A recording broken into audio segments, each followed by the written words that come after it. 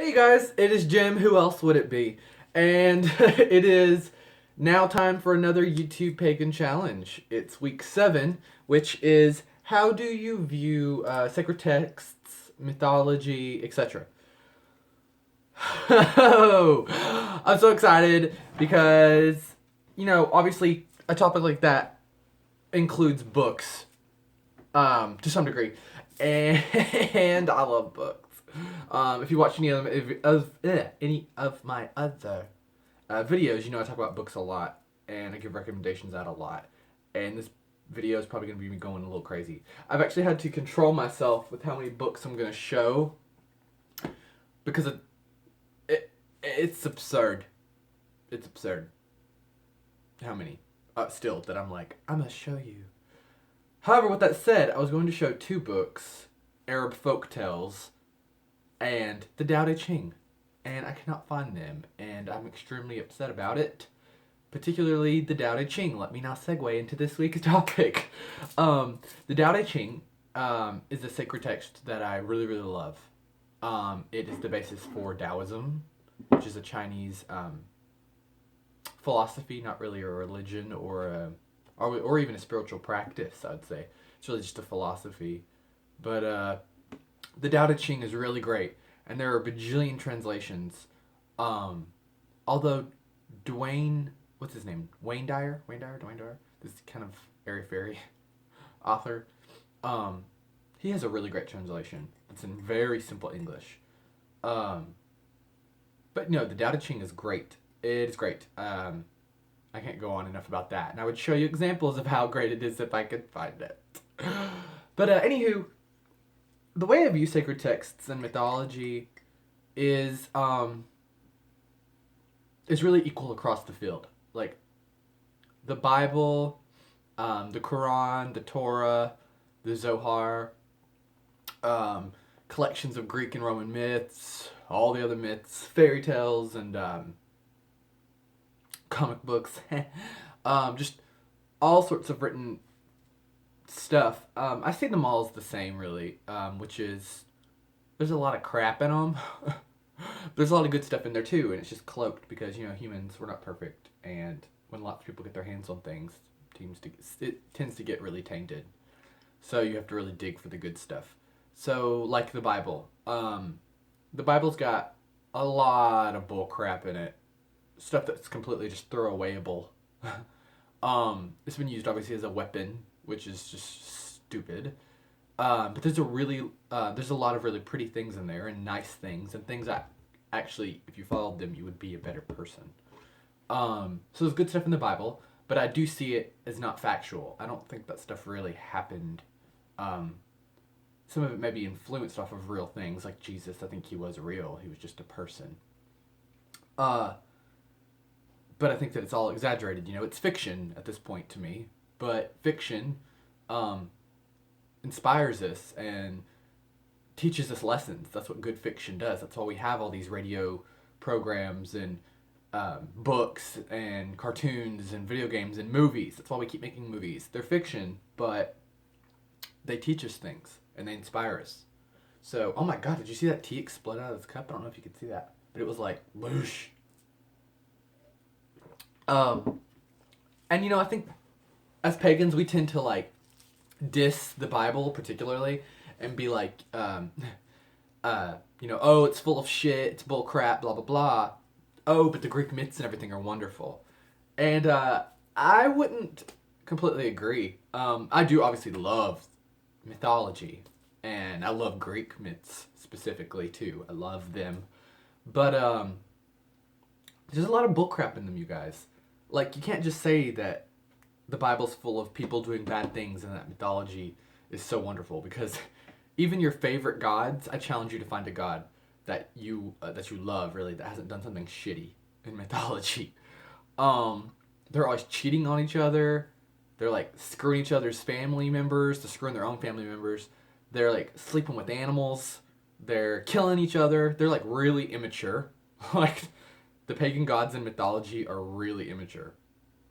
And the least little thing will be like set them off and they'll just kill people for no reason and like torture people for eternity for one little misstep. They're not forgiving. The old pagan gods, like in mythology, are not forgiving. They're not well adjusted. They're not compassionate. They're drunken, sloppy, lying cheaters, you guys. They're really bad people. But we still love them. So I think we can't judge other texts that aren't pagan too harshly against our own, because ours are pretty bad too. But no, I was just going to share some stuff that really has influenced me and I view as sacred. And of course that is a lot of folklore and mythology, like I was just saying, even though I just bashed it. Like Italian folklore, or like Roman, which is different from Greek, you guys. I say this all the time. The Greek gods and the Roman gods are not the same. Those equations, those equating of gods didn't come till much later. Neptune and Poseidon are not the same god. They are both not oceanic gods. Neptune is a freshwater god. Aphrodite and Venus, different types of love goddesses, not the same. But this is just my opinion. Minerva and Athena, not the same goddess. Anywho. I get books like this a lot from a used bookstore that is inside of our public library here in town. So I get them for very cheap. Like this was $1. I got this many years ago. I mean, that's huge. $1. It was awesome. So if you have any used bookstores in your town, I urge you to go to them, you guys. I find actual, like, straight up pagan books there all the time. Like Scott Cunningham and Tess Whitehurst, and like seriously like legitimate pagan books with like witchcraft and voodoo books and all kinds of things. So if you have a used bookstore, you should go there. Even if you have a public library, you should go there. Because it's free. But yes. Italian folklore. Afro-American folklore. I got this at the bookstore there too. It was $2 though, which is strange because it's so much smaller. This has been a really cool book. Afro-American folk tales. A lot of them stem from my part of the world. So it's really cool to read because I feel like I'm reading my history here. Like the history of my area is in this. It's really cool. African American folk tales. And you know, some people say that they don't like reading folklore and mythology because it's so like hard to read because it's written in English that we don't really speak anymore. Kind of like how the King James version of the Bible is written in language that no one speaks anymore, and so therefore it can be hard to understand and digest and just get through. It seems really boring. And you know, there are modern versions of pretty much everything you want to read. So if you're really into Norse mythology and you want to read about Norse mythology, but everything you get into is just so hard to read, you're like, I don't understand what this is saying. This is so boring and mind-numbing. Go search out modern tellings of stuff. Like there's a really great book. Damn, I should have got it off my shelf. Called Zeus Grants Stupid Wishes, and it's a really funny book. It's mythology from all across the board, even American mythology, and Scientology, just retold like straight up, like in like very modern language. Like they like use all kinds of curse words. They say like dude, like, and shit and stuff. Like they speak like that in the myth, in their retellings of the myths. So it's really great. But Zeus Grants Stupid Wishes, that's a good book. But yeah, you can find modernized versions of your myths, modernized versions, and then just like simple English tellings. Like this by J.R.R. Tolkien, which I also got from the library. You know, he wrote The Lord of the Rings and The Hobbit. He did a retelling of the myths of King Arthur, and he also did this, which is the legend of Sigurd and Gudrun, which Gudrun, whatever. My cat is being crazy. Hey, making a video over here. And it's really good. I mean, J.R.R. Tolkien's really great. I like him. So, and it's really easy to read. But yeah, there's stuff everywhere you look. I mean, of course, the Greek myths. We all, I think, at least have something. Some kind of a book of Greek myths. I got this because it's comic book inspired. Like the gods are comic book characters. So I really liked that. And it's written very, very easily and simple. Like, oh, I was going to give you an example, but It's just really nice, and I love their portrayal of Poseidon. It's really great. Um, and then, non-pagan books and stuff like The Buddha in Your Mirror, The Art of War, of course, the Tao Te Ching.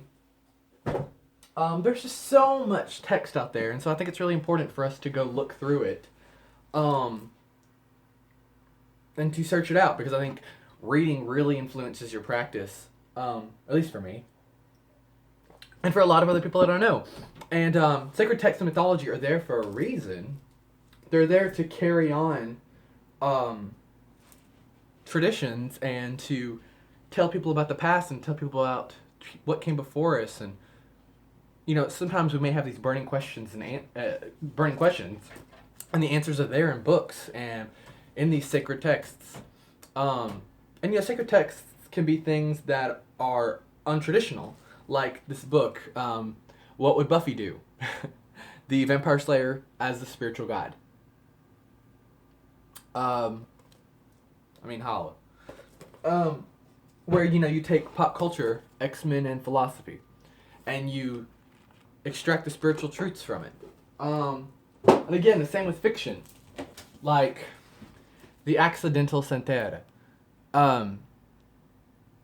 This is just a fictional book about a woman coming into Santeria, but it's got a lot of truth about what Santerre is and stuff in it. So through this, I actually found out what Santerre was. I didn't know. And then I read this book and was like, holy crap, this is a real religion? And so then I looked into it from there. So fiction can be a gateway. Frankenstein by Mary Shelley. Oh my Jesus. I can make a whole video about this.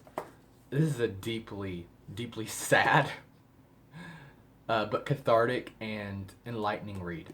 So, and then of course The Mists of Avalon, you guys, which got me started on this path virtually.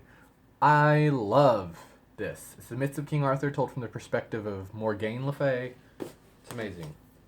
So yes, you guys, sacred texts and mythology are really important. That's my view on them. I think they're important. They have their place, but I also think you shouldn't take them too seriously.